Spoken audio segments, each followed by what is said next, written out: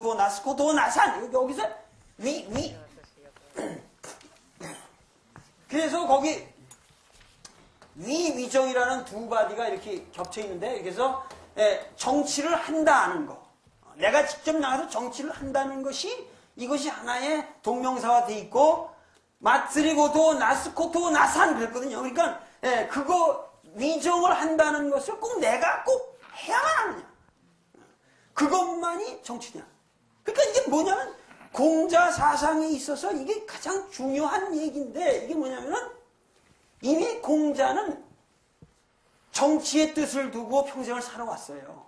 평생을 살아왔지만은 그래서 현실적인 정치를 바로잡음으로써 이 세계를 바로잡을 수 있다는 신념에 불타있던 사나이란 말이에요.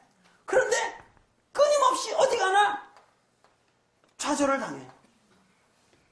될 듯 하다가 어떤 놈이 꼭 뭐가 될 듯 하다가 꼭 어떤 놈이 나와서 저 사람 있으면 큰일 난다. 그래서 꼭 실각하고 될 듯 하다가 계속 그렇게 그 반복을 했잖아요. 그러다가 마지막에 로나라에 돌아올 적에는 이미 공자는 깊게 깨달은 거죠. 결국 인간 세상이라고 하는 것이 어차피 정치를 하는 사람은 있게 마련이나 그것만이 인간의 역사를 지배하는 것은 아니라고 하는 생각.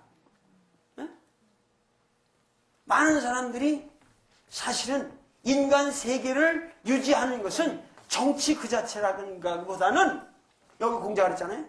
내가 형제간의 우애가 있다. 형제간의 우애가 있다.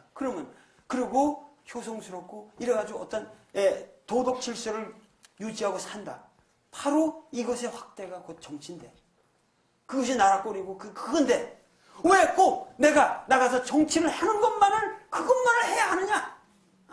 즉 뭐냐면은 공자는 여기서 강력한 문화라고 하는 여기서 이 사람은 항상 강력하게 항상 이 공자 사상을 우리가 그래서 사문이라는 말을 쓰지만은 문화에 대한 깊은 확신을 가질 거예요 공자는.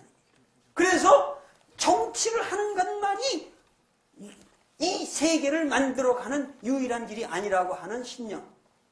그렇기 때문에 이 공자의 사상을 통해서 사실은 뭐냐? 유교는 반면이 있어요. 유교는 뭐야? 강렬한 참여주의가 있죠. 정치에 대한. 하구등사라 학문하고 배움이 있고 넉넉함이 있으면 벼슬길이 오르라. 이게 하구등사라는 말이 천자문 한석봉이 쓴 천자문에 나오는 말이에요. 우리가 어려서부터 하구등사라는 말을 듣고 살았지만 그러나 유교 사상은 동시에 공자님 말씀대로 어찌 내가 정치를 하는 것만이 곧 정치를 할 수 있겠느냐 하는 얘기는 정치라고 하는 그 가치가 인간세의 결국은 주류가 아니라고 하는 거예요.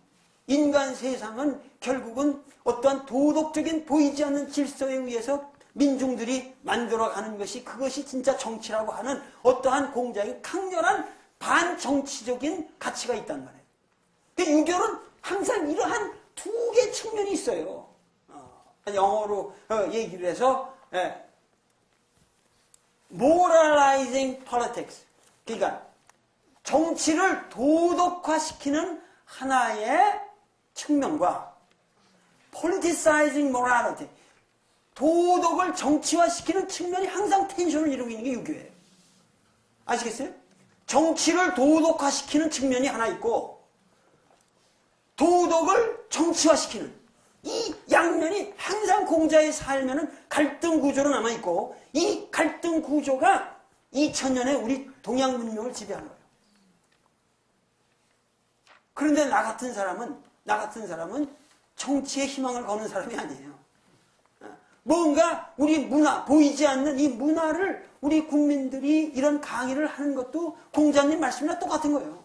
뭔가 보이지 않는 세계에서 우리가 항상 이렇게 어지럽고 시끄럽고 이러지만 이런 때일수록 국민들이 각성해서 우리 문화를 만들어가는 이 사문의 전통을 만들어야 되지 않느냐.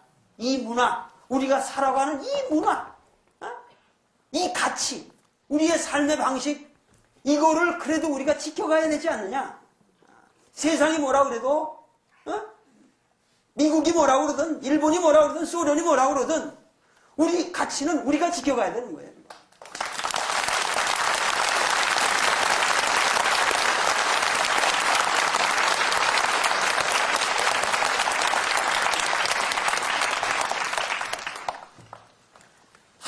내가 벼슬길에 또 오르는 것만이 정치를 행함일까?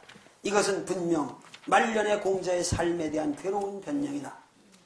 그러나 그것은 동아시아 문명권의 뜻 있는 선비들에게 정치에 초연하여 문화적 가치의 삶을 헌신할 수 있게 만든 위대한 초탈의 언사였던 것이다. 그렇기 때문에 이 장과 같은 이러한 공자님의 말씀이 우리 조선조에도 보면은 뭐예요? 잘 기억은 못하는데 영의력 한 명이 예를 들면 대제학 한 명을 당해내지 못하고 대제학 10명이 처사 한 명을 당해내지 못한다. 그런 말이 있어요. 그러니까는 우리가 옛날에도 비문을 쓸 적에도 왜 비문을 쓸 때 여기다 벼슬을 잔뜩 무슨 뭐 벼슬이 좀 크게 쓰고 해가지고 쓰는 비문들은 이게 욕된 비문이에요. 우리 옛날에 신주 모실 때 가장 높은 게 오잡이요. 퇴계 이선생. 이게 가장 높은 거예요, 신주 중에. 여기다가 이제 벼슬을 이거 쫙 뭐 영의정 뭐 무슨 가헌대부 뭐 해가지고 쫙 쓰면은 그런 것들은 다 그건 욕된 비요, 옛날에. 아시겠어요?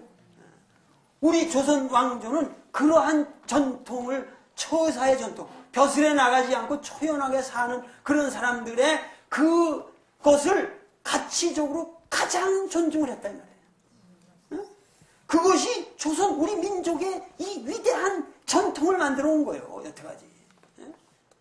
우리가 이태계 선생 같은 분은 물론 벼슬은 하셨어요. 벼슬은 하셨다 나중에 들어오셨지만은 이태계 선생님을 우리가 존중하는 것은 그 벼슬한 사람으로 존경하는 게 아니라 물러나서 완전히 물러나서 그 학자로서 그 어떠한 모범을 보이신 그런 측면이 우리 조선 왕조를 지배한 거죠.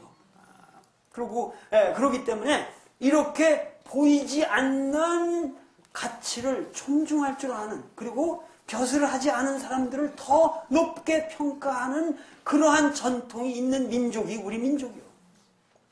그러니까 우리나라가 그렇게 간단한 나라가 아니요. 이걸 우습게 알면 안 돼요, 우리가.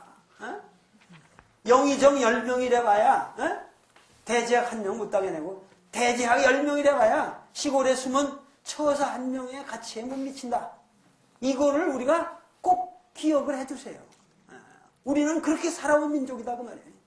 비문도 여러분들 가려 어디 그냥 벼슬이 이렇게 막 해놓은 거 보면 그건 아주 속한 유치한 걸로 치는 거예요. 난 죽을 때 도올 김선생. 그거 보면 끝이요.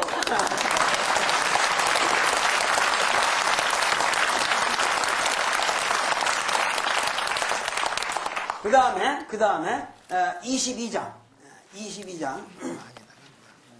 자왈 인이무신 부지기가야 대거무예 소거무월 기하이 행지제. 자, 이것도 말이죠.